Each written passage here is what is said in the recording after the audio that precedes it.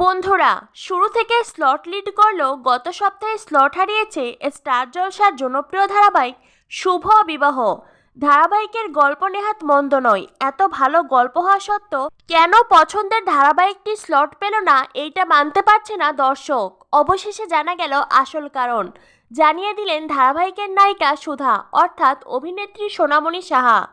প্রিয় অভিনেত্রী নিজের ফেসবুক আইডিতে একটি পোস্ট শেয়ার করেছেন। সোনামণি শাহ লিখেছেন, নমস্কার বন্ধুরা, আমরা খবর পেয়েছি গত বুধবার 13ই নভেম্বর কেবল নেটওয়ার্কের টেকনিক্যাল সমস্যার জন্য প্রচুর দর্শক শুভ বিবাহ ধারাবাহিকের টেলিকাস্ট দেখতে পাননি। এবং শুধু ওই দিনই নয়, আমরা এটাও জানতে পেরেছি যে শেষ 2 মাস অনেক জেলার মানুষই এই টেকনিক্যাল সমস্যার কারণে ধারাবাহিক দেখতে পারেননি।